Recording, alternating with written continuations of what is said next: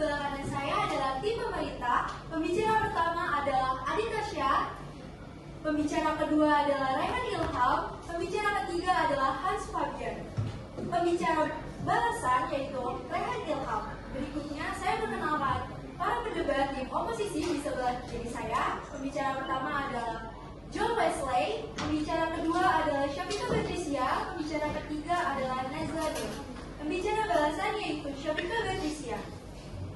Hadirin, sekarang saya akan perkenalkan Dewan Juri. Juri pertama adalah Bapak Adi Suparso Derajat. Dan pengatur waktunya adalah Elman Christian Manipuri. Hadirin, sebelum kita mulai, izinkan saya menyampaikan peraturan debat. Pidato substantif memiliki 25 menit. Satu ketukan diberikan pada menit ke-1 dan ke-4 untuk menandai waktu untuk dapat melakukan interupsi. 2 ketukan pada menit ke-5 dan ketukan terus-menerus setelah 5 menit 20 detik untuk menandai pidato substantif setelah habis. Untuk pidato balasan disampaikan selama 2 menit. 1 ketukan diberikan pada menit pertama untuk menandai waktu tersisa 1 menit.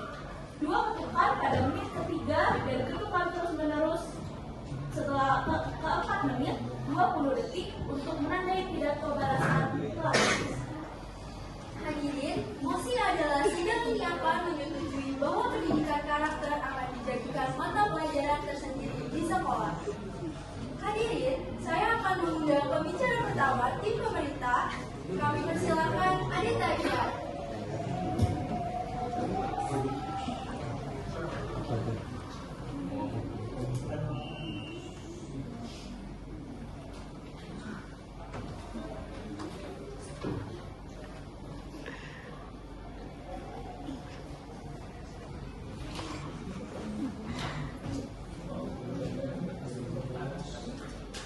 Baik, selamat pagi kepada Dewan Juri, moderator dan juga para hadirin.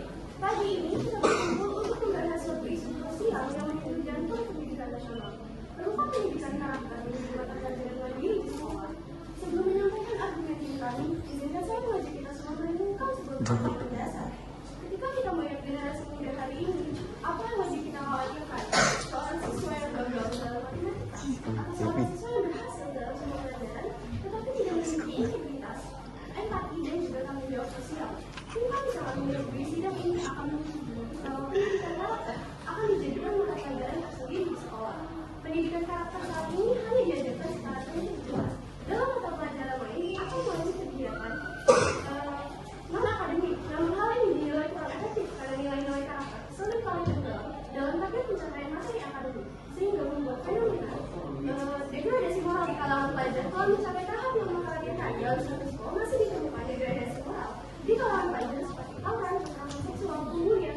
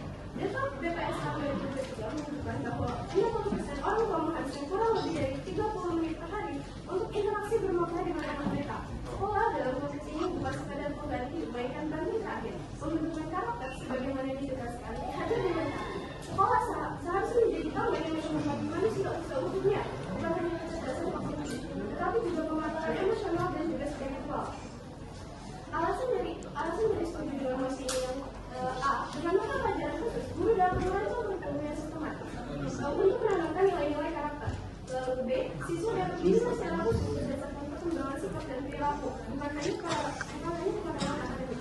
Jadi sebagai Undang-Undang Nomor 20 Tahun 2003 tentang 2011, pendidikan harus membentuk peserta didik yang berakomodir. Tujuan utama dalam menciptakan generasi ini adalah menciptakan generasi yang tidak hanya cerdas secara akademik, tetapi juga memiliki moral kuat sehingga dapat menghadapi tantangan sosial di masa depan. Disinilah urgensi pendidikan karakter sebagai mata pelajaran mandiri muncul. Sejarah pendidikan dunia memberikan kita pelajaran berharga. Namun iya, pesan menjadi sebagai negara dengan sistem pendidikan terbaik justru mengurangi beban akademik dan memperkuat pendidikan karakter sejak kata masih 1990-an.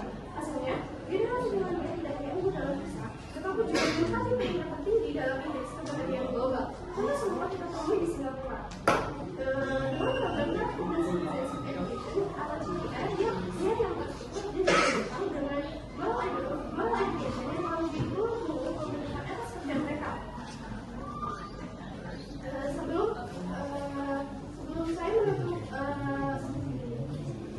Sebelum saya menutup pembahasan ini, dan saya mengucapkan kepada aku menjadi seorang anak dibutuhkan seluruh desa. Hari ini kita sedang memperdebatkan apakah desa kita dalam hal ini sistem pendidikan siap mengambil tanggung jawab tersebut secara serius. Mari kita pilih dan hanya menghasilkan generasi lokal yang begitu, tetapi juga generasi yang tahu apa yang pantas untuk diperjuangkan.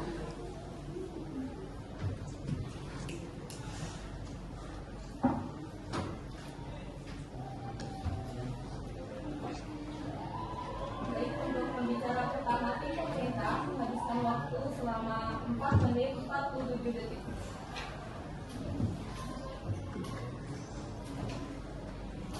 Berikutnya saya akan mengundang pembicara pertama tim oposisi. Kami persilahkan John Wesley.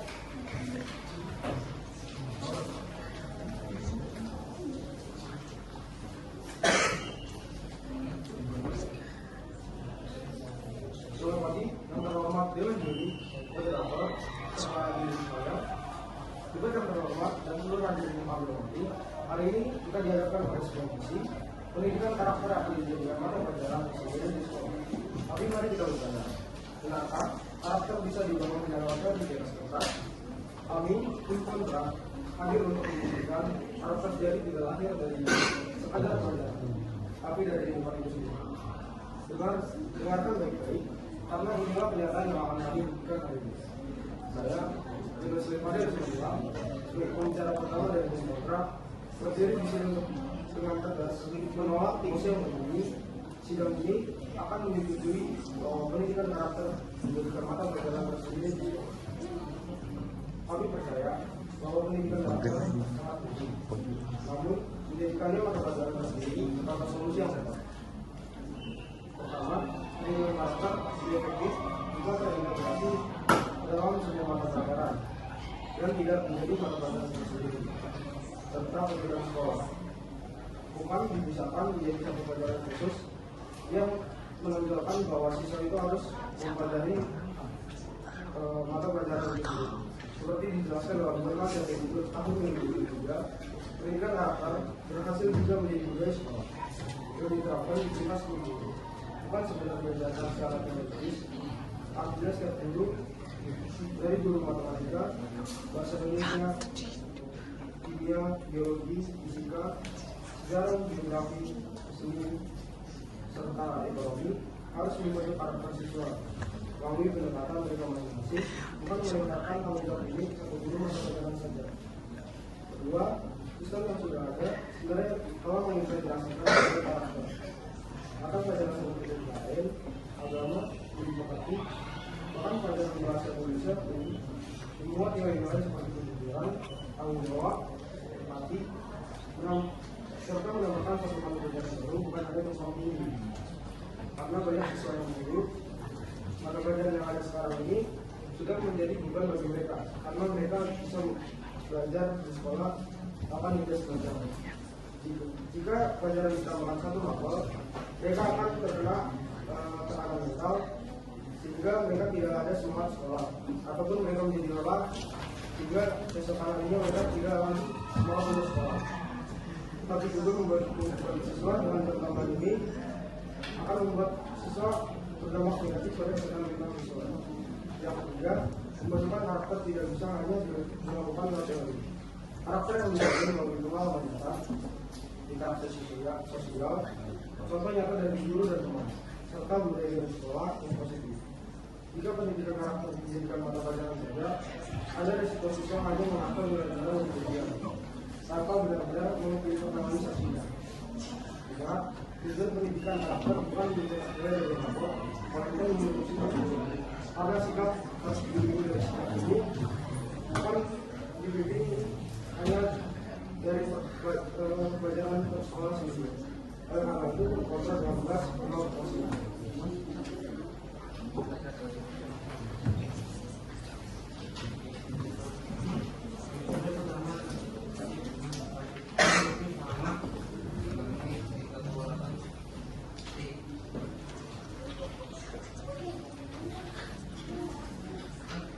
Selanjutnya kami persilakan pembicara kedua tim pemerintah, Raihan Ilham.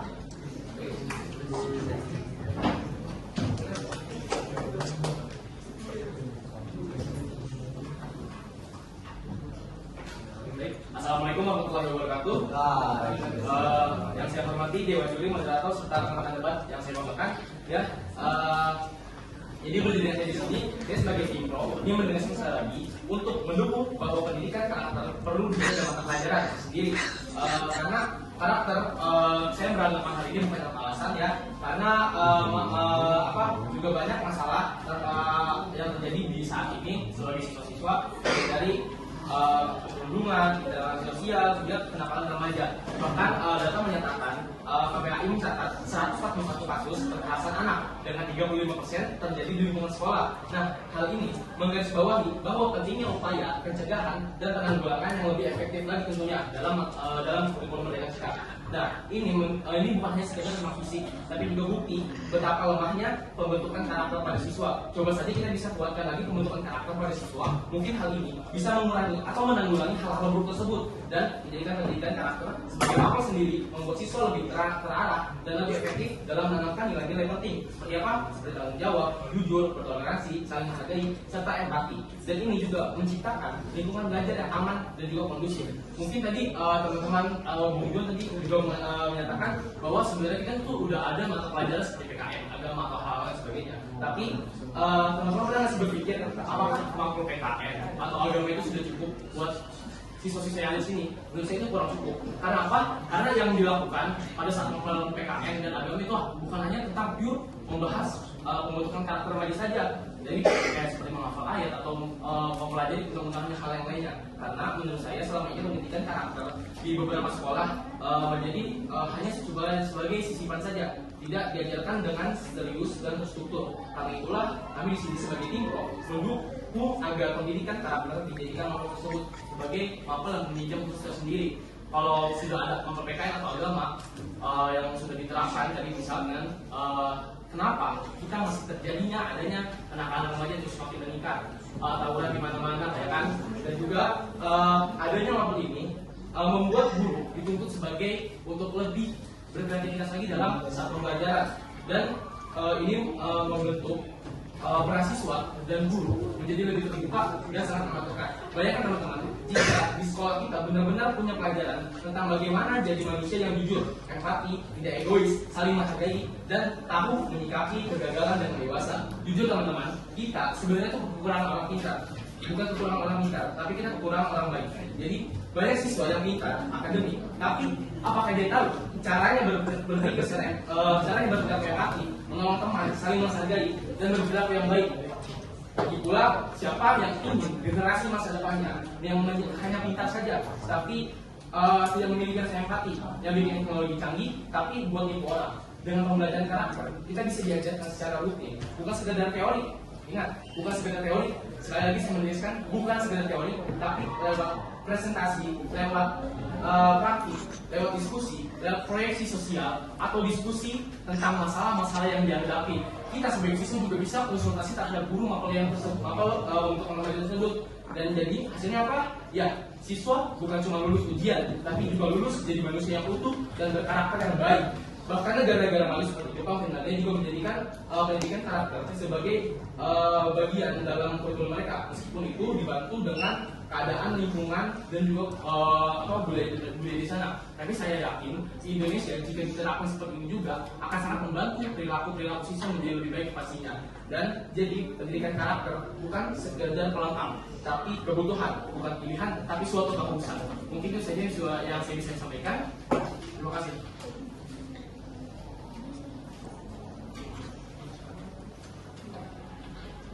Untuk pembicara kedua dari tim pemerintah menghabiskan waktu selama 4 menit 2 detik. Selanjutnya kami persilakan pembicara kedua tim oposisi Syafika Batrisya.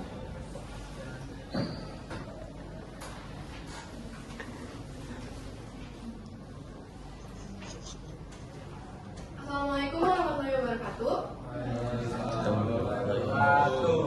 Melanjutkan apa yang telah disampaikan dari rekan saya dari tim oposisi yaitu Westlake, saya Syafika Batrisya Adrina Lubis sebagai pembicara kedua akan memperdalam argumen kami.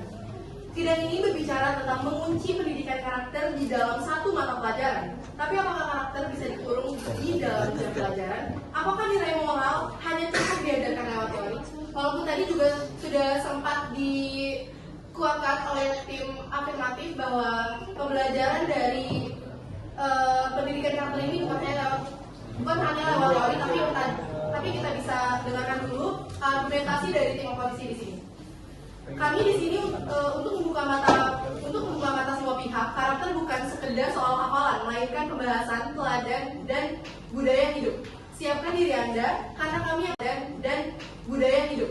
Siapkan diri Anda karena kami akan membongkar kelemahan mosi pada hari ini. Pertama, pembentukan karakter lebih efektif lewat keteladanan lingkungan. Menurut penelitian dari jurnal UNY 2023, siswa jauh lebih banyak membentuk karakter dari pengamatan terhadap perilaku guru, teman, dan lingkungan sekitar daripada dari pembelajaran. Artinya, kalau ingin karakter siswa kuat, seluruh lingkungan sekolah harus menjadi teladan, bukan hanya satu pembelajaran. Lalu yang kedua, keterbatasan sumber daya manusia di banyak sekolah menjadi kendala. Fakta di lapangan berdasarkan data dari Kemendikbudristek 2023, masih banyak sekolah di Indonesia yang kekurangan guru, terutama di daerah-daerah tertinggi. Membuat mata pelajaran baru berarti harus ada tambahan guru yang benar-benar memahami konsep pendidikan karakter dan yang mendalam, bukan sekedar menghafalkan teori. Jika tidak, pendidikan karakter akan turun kualitasnya dan hanya menjadi formalitas administrasi. Yang ketiga, pendapat masyarakat juga menunjukkan keraguan terhadap efektivitas pendidikan karakter yang dipisahkan. Berdasarkan survei komentar di Instagram Indozunedu dan TikTok Suara.Pendidikan, sebagian besar masyarakat mengatakan bahwa pendidikan karakter seharusnya menjadi bagian dari kehidupan sehari-hari siswa di sekolah, bukan ditambah mata pelajaran baru. Banyak yang mengkritik bahwa siswa akan cenderung mempelajari pendidikan karakter hanya mengejar nilai, bukan untuk mengamalkan dalam kehidupan sehari-hari. Di sini saya juga ingin menyampaikan argumen dari Ketua Forum Komunikasi Forum Fakultas Keguruan Ilmu Pendidikan FKIP Negeri se-Indonesia, yaitu Fukron Hidayatullah. Di sini dia berpendapat bahwa pendidikan karakter sejatinya adalah pembelajaran efektif yang mengajarkan siswa atau mahasiswa sebagai pribadi yang tahu sopan santun, disiplin dan saling menghormati. Jika pelajaran tersebut diberikan secara khusus menjadi bidang mata pelajaran atau mata pembelajaran yang dibedakan, yakni pembelajaran yang didapatkan dari proses berpikir saja. Sementara, sambung dia, pendidikan karakter ini membutuhkan keteladanan dan pola pembiasaan dari siswa dengan lingkungan yang seperti yang tadi saya tekankan. Lalu dia juga bilang, saya tidak setuju pembelajaran pendidikan karakter ini menjadi satu bidang studi. Hal ini kedepannya hanya akan membebani kurikulum. Lalu selanjutnya, untuk tim afirmasi saya juga tadi mendengar bahwa mereka mengatakan untuk membentuk generasi yang bukan hanya pintar dalam matematika, tetapi juga generasi yang bermoral dan berkarakter. Maksud saya di sini kita juga tidak bisa menjamin dalam mata pelajaran yang kita bedakan menjadi mata pembelajaran tersendiri, bukan berarti kita bisa memastikan bahwa siswa-siswa tersebut dapat langsung bermoral atau berkarakter, karena seperti yang kita belajar juga dari kita memasuki sekolah dasar, pendidikan, PPKN dan juga agama sudah sangat melekat di diri kita masing-masing. Tadi juga dikabarkan bahwa agama banyak juga hafalan ayat, tapi menurut saya di sini dengan adanya hafalan ayat tersebut kita juga bisa menjadi tahu apa saja arti di dalam ayat tersebut. Jadi untuk pemilihan sifat-sifat bermoral kita dapat mempelajari dari pembelajaran yang sudah kita dapat dari kita masuk ke sekolah dasar tersebut. Sekian dari saya. Terima kasih.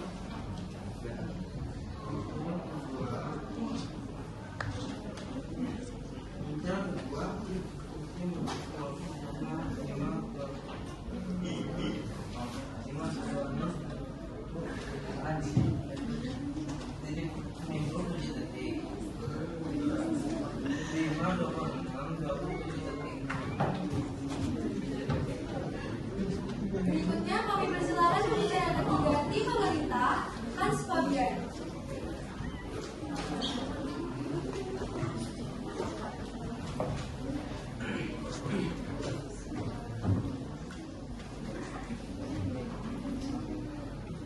Selamat pagi kepada juri, kepada moderator. Saya di sini akan melanjutkan dari tim saya, yaitu tim afirmatif. Jadi disampaikan oleh Ica, katanya adalah lingkungan menjadi teladan. Nah, apabila jika lingkungan tersebut mengalami dan tidak adanya support dari lingkungan, dan lingkungan itu menjadi buruk, apakah berdampak bagi karakter siswa? Di sini saya akan menjelaskan pengembangan kompetitif yang karakter. Maka pelajaran pendidikan karakter dapat dirancang untuk mengembangkan kompetensi karakter siswa melalui berbagai metode pembelajaran yang aktif dan menarik, seperti diskusi kelompok, studi kasus, pemberian peran, dan kegiatan sosial. Sebagai contoh, studi kasus tentang korupsi dapat digunakan untuk membahas nilai integritas. Permainan peran dapat digunakan untuk mahasiswa dalam menyelesaikan konflik secara damai dan menerapkan nilai-nilai toleransi. Hal ini akan membantu siswa memahami dan mengaplikasi nilai karakter dalam kehidupan sehari-hari. Berbeda dengan saat ini, di mana penerapan nilai karakter seringkali hanya berupa arahan singkat tanpa latihan yang memadai. Selanjutnya, peningkatan kualitas SDM. Pendidikan karakter yang efektif menghasilkan lulusan yang memiliki karakter yang kuat dan berintegritas. Hal ini berkontribusi pada peningkatan kualitas sumber daya manusia Indonesia dan kemajuan bangsa. Bayangkan, jika generasi muda Indonesia memiliki karakter yang kuat, mereka akan menjadi pemimpin yang berjujur, bertanggung jawab, berintegritas, yang pada akhirnya akan membawa Indonesia menuju kemajuan yang lebih besar. Dan lanjut, dengan status mata pelajaran tersendiri, pendidikan karakter dapat dievaluasi secara terukur melalui portofolio dan observasi. Misalnya, portofolio dapat berisi catatan refleksi dan siswa tentang pengalaman mereka dan menerapkan nilai-nilai karakter. Sedangkan observasi dapat dilakukan oleh guru melalui perilaku siswa di kelas dan di luar kelas. Hal ini memungkinkan guru untuk memantau perkembangan karakter siswa dan melakukan intervensi yang tepat jika diperlukan. Sistem penilaian yang terukur juga akan mendorong siswa untuk lebih serius mempelajari pendidikan karakter. Berbeda dengan saat ini terkadang hanya dinilai secara informal dan kurang terukur. Jika mata pelajaran mandiri, pendidikan karakter bisa dirancang dalam metode yang menarik dan praktis, seperti studi kasus, role play, proyek sosial, dan aplikasi. Ini lebih efektif dibanding sekadar teori dan pelajaran lain, seperti PPKN atau agama. Padahal membentuk karakter yang kuat seperti integritas, tanggung jawab, dan empati, dan kerjasama sama pentingnya dengan kemampuan akademis. Menjadikannya mata pelajaran tersendiri, menunjukkan keseriusan dan membentuk generasi berarti. Ica juga menyampaikan bahwa siswa hanya mengejar nilai jika mosi ini sebagai menjadi mata pelajaran tersendiri. Menurut saya itu kurang tepat, karena di mana-mana siswa hanya ingin mengejar karakter. Jika siswa itu ingin mengejar karakter atau nilai, itu akan berbeda terbalik dengan pendapat saya. Menurut saya, jika siswa ingin meningkatkan karakternya, maka siswa itu tidak perlu mengejar nilai. hanya untuk siswa yang seperti yang ingin mencontek atau melihat dari temannya, itu akan mungkin mereka berbeda berbanding terbalik dengan pendapat saya. Selanjutnya, menurut ahli Likoma tahun 1991 mengatakan pendidikan karakter adalah usaha sadar dan berencana dalam membantu siswa memahami peduli dan berkomitmen terhadap nilai moral baik. Menurut dari Kemendikbud tahun 2017 mengatakan guru berperan dalam peningkatan pendidikan karakter bagi anak didiknya, di mana guru harus mencontohkan apa yang disampaikan dan akan ditiru oleh anak didiknya. Dan terakhir saya mau menyampaikan, karakter bukanlah seperti rambut yang tumbuh seiring berjalannya waktu, melainkan karakter ialah hal yang harus dibentuk sedari dini. Itu singkat dari saya.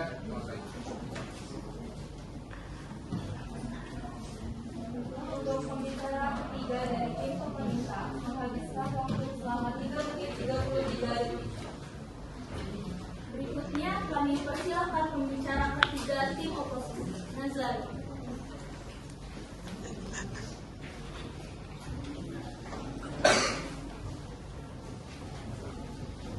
Baik, Assalamualaikum warahmatullahi wabarakatuh. Selamat pagi dan selamat sejahtera untuk kita semua.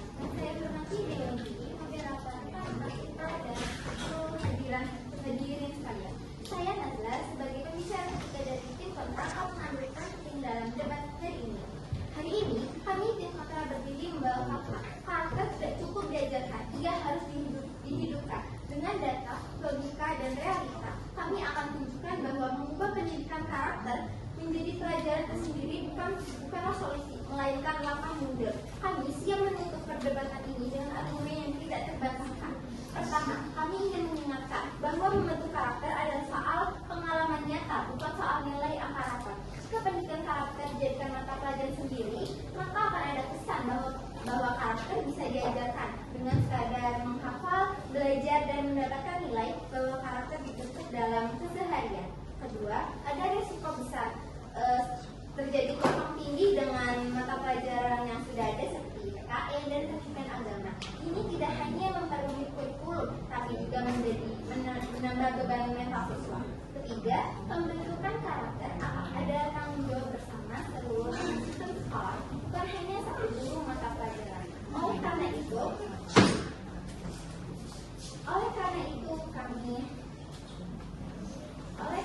kami tim PRO membaca beberapa poin yang disampaikan oleh pembicara. Tadi Hans menyebutkan jika bisa dengan misi ketersolida dan melakukan observasi kan. Nah, kami tim PRO itu menolak logika tersebut. Jika pendidikan karakter hanya dijadikan mata pelajaran tersendiri seperti yaitu dengan menggunakan ketersolida dan observasi, maka resikonya jauh lebih besar. Itu akan mempelajari karakter secara teori dan hafalan, sama seperti yang sering terjadi dalam pelajaran agama. Padahal, membentuk karakter sejati tidak cukup dengan hafalan. Karakter terbentuk melalui kebiasaan dalam kehidupan nyata, keteladanan guru, serta penerapan nilai dalam semua aktivitas sekolah. Oleh karena itu, mengintegrasi pendidikan karakter ke semua mata pelajaran adalah syarat agar nilai-nilai karakter tidak sekedar dipelajari, tapi diikuti dalam keseharian siswa.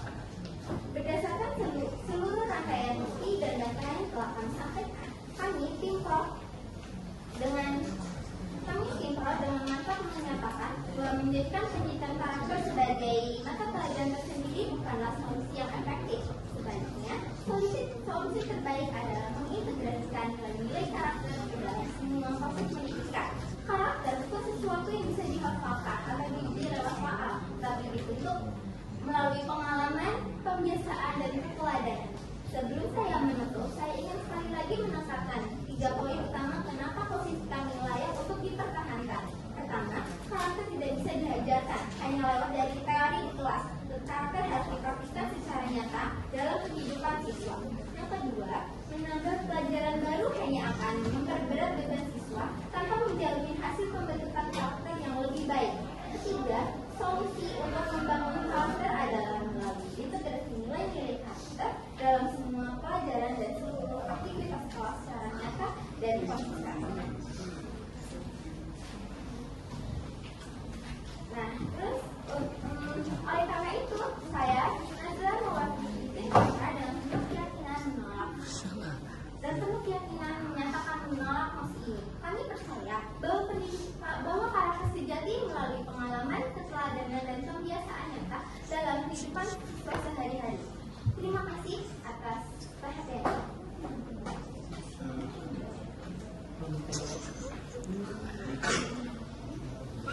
Pembicara ketiga dari tim oposisi menghabiskan waktu selama 4 menit 1 detik.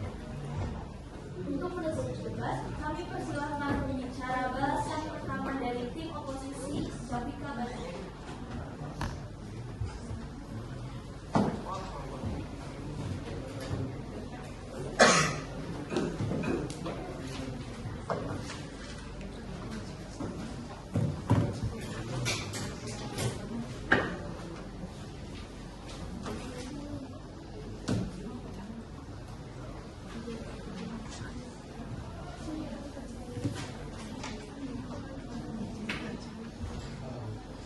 Baik, saya sebagai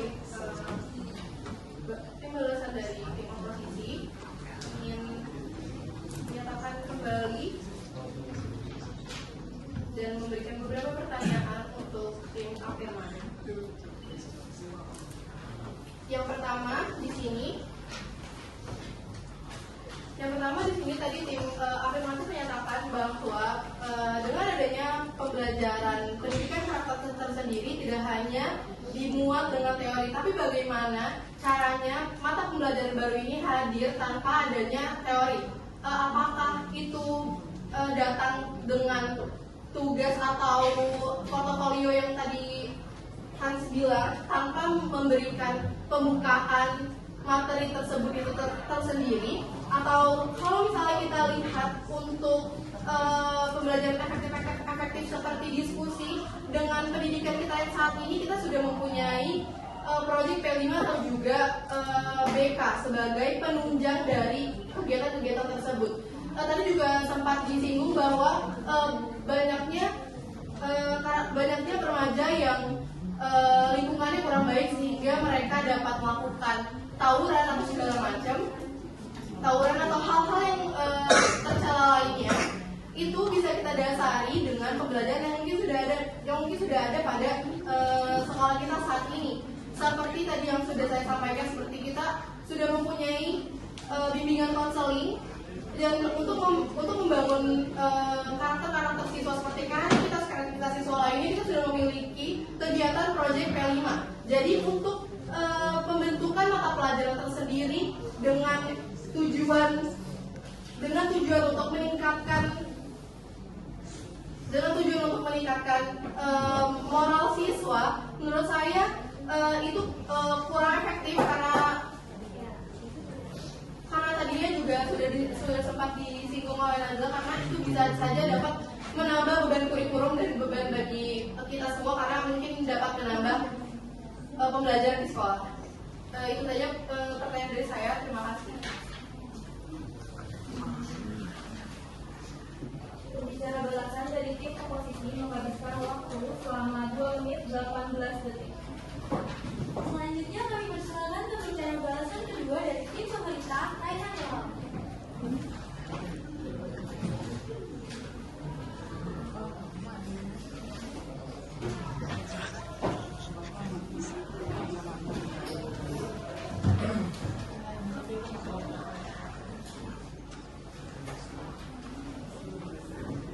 Baik, assalamualaikum warahmatullahi wabarakatuh. Jadi di sini saya ingin menjelaskan lagi ya. Jadi dari saya berbicara bagaimana pembelajaran tersebut dapat berjalan tanpa teori, bukan tanpa teori. Kita tuh di sini juga menjelaskan bagaimana caranya konsultasi terhadap guru, meskipun itu sudah ada di BK. Dengan adanya khusus jam tersebut, kita bisa lebih banyak waktu lagi untuk bimbingan konseling terhadap guru-guru, terhadap siswa dan muridnya. Dan juga tadi sebagai pembicara kita bisa berbicara nilai itu dibentuk dengan keseharian. Nah, bagaimana dengan keseharian? Sebenarnya keseharian kita itu di sekolah, teman-teman. Keseharian kita di sekolah. Sekolah adalah yang membentuk karakter kita menjadi lebih baik. Dan juga tadi dibentuk dengan keseharian. Dan juga tadi sudah saya berikan berbicara itu tentang membebani kurikulum untuk karena membebani kurikulum, membebani kurikulum itu apa ya? Karena apakah mungkin dengan menambahnya makro atau gimana? Kalau jika kita hanya berpaku pada mata pelajaran PKN, mata pelajaran agama, jadi juga dibilang dengan cantuman-cantuman ayat, tapi itu tidak bisa diterapkan oleh para siswa. Contohnya bukannya ini masih ada tawuran, masih ada kenakalan remaja yang sangat berlebih. Dan juga tadi kita bilang ada di P5. Nah, P5 ini kan nggak pure membentuk karakter remaja, membentuk karakter siswa. Jika P5 ini kan kita membahas tentang kayak kelestarian budaya juga, nggak semuanya tema P5 ini membentuk karakter remaja siswa. Dan juga sekali lagi kita jelaskan, ini bukan hanya tidak sekedar teori saja. Nyatanya kayak pelajaran PKN sama agama itu hanya dijadikan sebagai tunjangan, sebagai kejar-kejaran nilai pada saat untuk mengisi rapor, teman-teman. Jadi tidak harus, jadi malah bisa menggunakan untuk anak-anak yang tadinya buat pembentukan remaja, malah hanya sebagai dibuat buat kejar-kejaran nilai saja di rapor. Dan ini tentunya sangat-sangat merugikan buat siswa-siswa nanti ke depannya, teman-teman. Mungkin ini saja yang bisa saya sampaikan. Terima kasih. Pembicara balasan dari tim pemerintah menghabiskan waktu selama 2 menit 2 detik. Debat telah berakhir. Para pendebat dan penonton disilakan untuk meninggalkan ruang lomba selama 10 sampai 15 menit untuk memberikan waktu bagi Dewan Juri. 2 menit 2 detik. Debat telah berakhir. Para pendebat dan penonton disilakan untuk meninggalkan ruang lomba selama 10 sampai 15 menit untuk memberikan waktu bagi Dewan Juri menganalisa dan memutuskan proses dan hasil.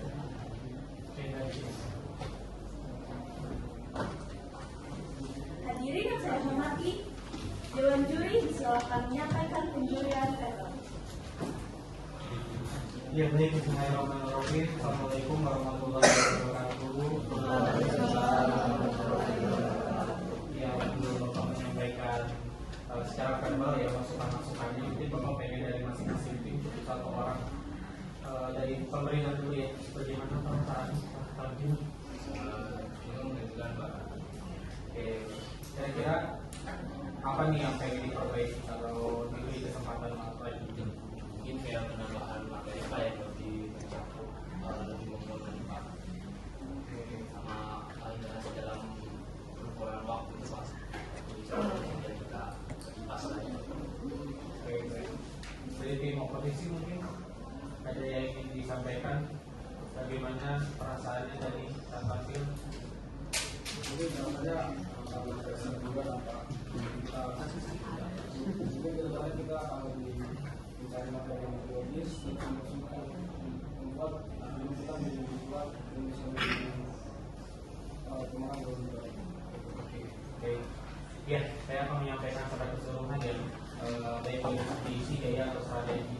Yang pertama, untuk dari segi isi sebenarnya sudah baik ya, hanya saja tadi belum ada pendalaman yang lebih spesifik atau contoh-contoh yang lebih jelas, yang lebih konkret yang bisa langsung dipahami oleh semua audiens gitu ya, termasuk guru juga. Jadi tadi masih kebanyakan isi pendapatnya itu adalah tataran teori atau tataran materi ya, dan beberapa konkretnya sudah ada beberapa, tapi justru itu yang harus dibahas gitu ya, sebagai sebuah sanggahan ataupun sebagai sebuah argumentasi. Yang pertama, ini untuk kedua-duanya ya, jadi Bapak langsung saja satu-satu. Terus yang kedua dari segi isi juga penekanannya belum ada. Misalnya ketika dia sebagai tim pemerintah itu penekanannya itu mau di mana? Ya, kenapa kalian setuju bahwa pendidikan karakter itu menjadi sebuah mata pelajaran? Nah, yang paling ditekankan itu argumentasi yang mana gitu, karena tadi pembagiannya itu masih sama ya, artinya belum ada penekanan yang memang itu sangat realistis. Contohnya saja, misalnya kalian menekankan pada tidak efektifnya ketika pendidikan karakter itu dimasukkan ke dalam pendidikan yang lain atau pelajaran yang lain, karena pelajaran lain itu hanya mengejar materi. Itu sudah dikemukakan tapi belum ditekankan dan diulang berkali-kali ya.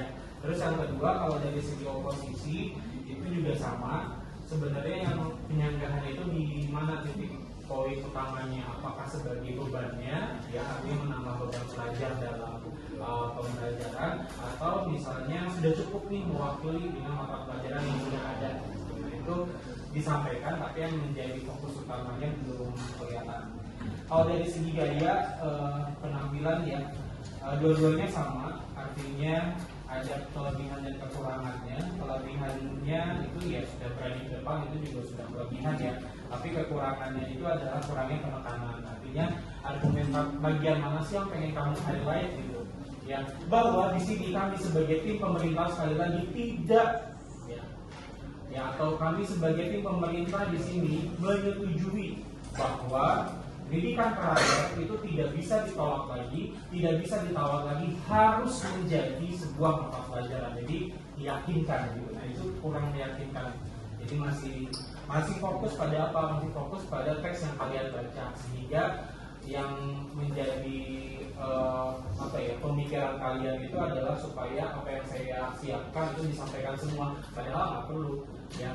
Cukup penekanannya aja yang penting mau gimana, karena ini kan simulasinya simulasi di kelas ya, bukan lomba beneran. Jadi kalau lomba beneran mungkin lebih banyak lagi nanti poin penekanannya, tidak hanya satu. Terus yang ketiga strategi. Kalau strategi sih sudah waktu juga relatif baik karena Bapak kasih waktu 5 menit, rata-rata ada di angka 4 sampai 3 menit, itu sudah oke gitu ya. Jadi bagi Bapak sih kedua tim ini sudah baik. Yang membedakan adalah ada satu hal gitu ya, kenapa Bapak memenangkan satu tim, karena marginnya tipis sekali. Dari total nilai itu marginnya 0,5, artinya nggak sampai 1 ya, artinya hampir seimbang. Nah di sini yang Bapak tekankan adalah bagaimana setiap argumentasi yang disampaikan oleh pembicara itu sebisa mungkin kalian sandang dulu atau kalian berikan counternya gitu, bahwa apa yang disampaikan itu masih kurang tepat atau tidak sesuai dan tidak tepat. Itu saja ya yang menjadi perhatian. Di sini ada 2 juara. Yang pertama secara tim, yang kedua secara individu. Untuk tim terbaik pada pagi hari ini ya, dengan total nilai 283,5 itu dimenangkan oleh tim oposisi.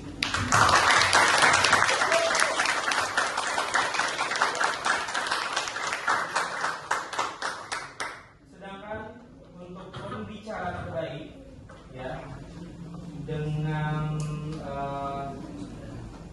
total nilai 73 itu adalah raihan dari tim pemerintah.